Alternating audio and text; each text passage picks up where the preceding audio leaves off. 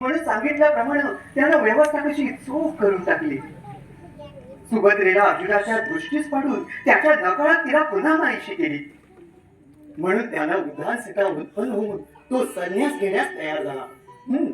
आता या यती महाराजाची प्रसिद्धी वारकेत होऊन त्यांच्या दर्शनाला पुष्कळ लोक येतील असं झालं पाहिजे.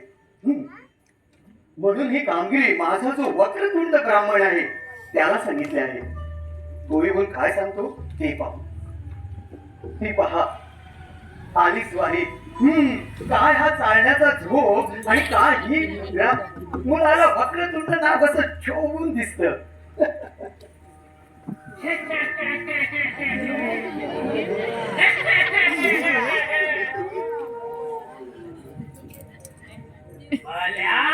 मनुष्याने या कृष्णाच्या नादी लागू नये.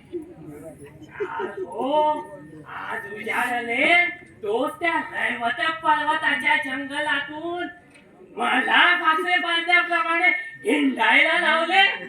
मध्ये नका तो यती त्याला घेऊन याला काय करायचे आहे कोण जाणे. आपले तर पाय कसे दमून गेले आणि त्या द्वार जंगलातले काटे किती जबरदस्त.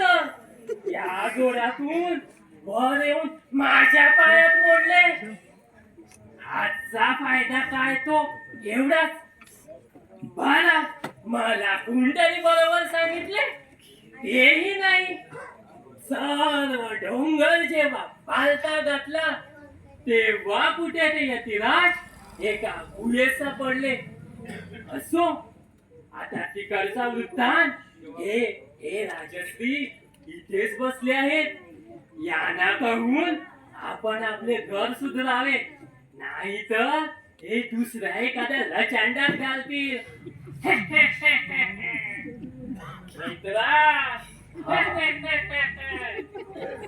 मित्रा आज आमची चांगलीच दुर्दशा उडवलीच.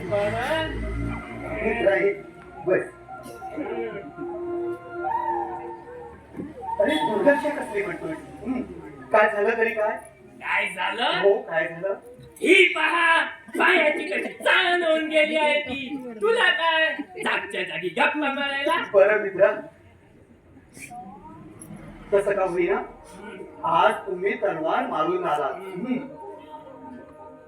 तुमचे पाय तूप लावून रगडवू म्हणजे झालं की नाही. रगडवू हो रगडवू. रगडवू नाही रगडू. हो रगडू. तूप लावून रगडवू म्हणजे झालं की नाही. पण मित्रा ज्या कामाकरिता तू गेला होतास ते काम कसं काय झालं ते अगोदर सांग. मित्रा त्याविषयी आपल्याला अगदी काळजी नको. म्हणजे मी जाण्याच्या पूर्वी येथे अशी दाटी होऊन राहिली होती, अशी दाटी राहून होऊन राहिली होती की मारून डोबा झाला होता. कोणी संतती, कोणी संपत्ती, कोणी आरोग्य अशा विषयी त्या स्वामीस विचारत आहे. कोणी नुसते दर्शन घेऊन काही फळफळावर पुढे ठेवून असा धुमाकूळ तिथे मांडून राहिला आहे. तुला काय सांगू. ज्या गुहेत जायला पूर्वी पाऊलवाट सुद्धा नव्हती तेथे 12 हात रुंदीचा रस्ता लोकांच्या जाण्या येण्याच्या अवधीने झाला आहे. बरं मित्रा एवढ्या थोड्या काळात या यतीची इतकी प्रसिद्धी झाली याबद्दल भारी आश्चर्य वाटतं ना. हो मित्रा तुला नाही का ठाऊक हे लोक कसे मेंढरासारखे आहे. पुढच्या एका मेंढराने काय थोडी घातली की मागून सगळी टपाटप करून पाडलीस. नाही म्हणजे पटापट करून पाडलीस. त्याचप्रमाणे आमचे गावातले गर्गमुनी काही विद्वान ब्राह्मणाबरोबर आपल्या आश्रमात काही विषयावर बोलत बसले होते. मग तू मध्येच जसा अंगात भूत संचार व्हावा तसे करून आपले उपाध्ये बुवा अला असे म्हणत चालू लागले. हो नंतर ते बिचारे दुसरे ब्राह्मण अगदी घाबरून गेले आणि तेही त्यांच्या बरोबर निघाले. बरं मित्रा, हे सारं बरं. नंतर त्या गोट्या समोर मुनी महाराजांची स्वारी त्या दैवत पर्वताकडे गेली. बरं मग? नंतर त्या स्वामी पुढे जाऊन साष्टांग नमस्कार घालून पुढे हात जोडून उभी राहिली. एवढ्या अगरबंब ऋषी महाराजांनी देखील आपले डोके त्या स्वामी महाराजा पुढे नवविले. हा तुकारा शहरात होता, मग काय विचारतात, प्रमाणे लोकांचे थवेच्या थवे येऊन काय कोसळले. सांगता? हो, आणि दुसरं काय, बरं मित्रा, तुझ्यापाशी काही फळफळावर व मिठाई त्या यती पुढे ठेवण्यासाठी म्हणून दिली होतीस. ती ठेवून मला काही प्रसाद आणलायस की नाही? मला वाटलं होतं की ते हा विसरे. छ्या, हा कसला विसरतो. मित्रा, काय? त्यावेळेस त्या डोंगरातून चुकलेल्या जनावरांप्रमाणे इकडं तिकडं भटकू लागलो. बरं. त्यावेळेस उन्हाच्या तिरीमिरीने प्राण कसे कासावीस होऊन जातात की काय असे होऊ लागले. बरं, नंतर काय केलं? नंतर इतक्यात एक सुंदर झराही आढळला. मग तिथं बसून तेथूनच त्या यतीस नैवेद्य दाखवून ते सगळं खाल्लं आणि वर पाणी प्यालो. हा, तेव्हा थोडासा थकवा गेला. बरं. हे बघ मित्रा, तू ते फराळचे दिले नसते तर हा तुझा मित्र तेथेच घासला घासला असता. असता.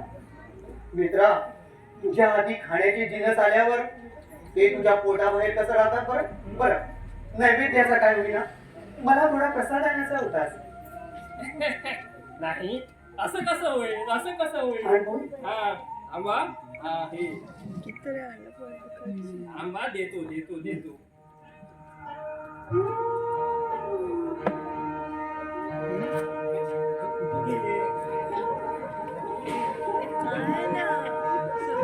मित्रा,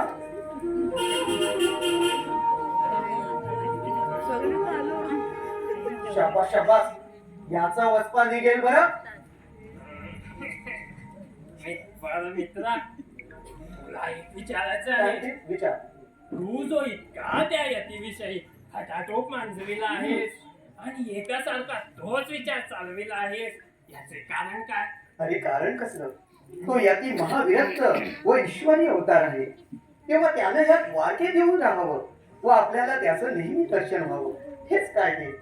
बरं, तो एवढा थोर साधू आहे असे तुला कसे अरे कळले? गर्गमुनी घडवून. हा, तर मग मी तुला सांगतो. काय?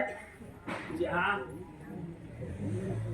डोंग माजविण्याच्या अपराधात गर्गमुनी सामील आहेत, त्यांच्यावर मी दादासाहेबाकडे फिर्याद करतो. मूर्खा, फिर्याद करण्यासारखं तुझ्या वाकडं केलं आहे. काय वाकडं केलं? हो, काय वाकडं केलं? काय वाकडं केलं काय ते? सांगू? हो, सांग. हा, तर मग हे त्या ऋषी महाराजा पुढे ज्या स्त्री पुरुषांचा गोळखा जमला होता, बरं. त्यात आमचं कुटुंबही होतं. कुटुंब म्हणजे? नाही, आमचं कुटुंबही होतं. म्हणजे कुटुंब. हो, काय सांगू, सटवीने टोपलीवर नारिंगे ओतून नमस्कार केला. हा, नंतर? नंतर मी त्यावेळेस तिला ओळख दिली नाही, परंतु असा राग आला होता की या दंड कष्टाने त्या यतीचे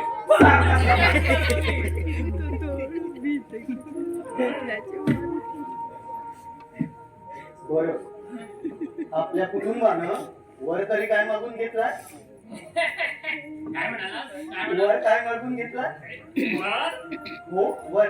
आणि काय, माझ्यासारखा सौंदर्यवान पती जन्मोजन्मी असावा, इतकेच. तुला सौंदर्यवान म्हणण्यास सारे जगाचे डोळे फुटले पाहिजे. का? ठीक आहे मित्र, मी ताईच्या महाला दादांना भेटायला जातो. तुम्ही विश्रांती घेण्यास घरी जा. बर, तुझा विजय असो.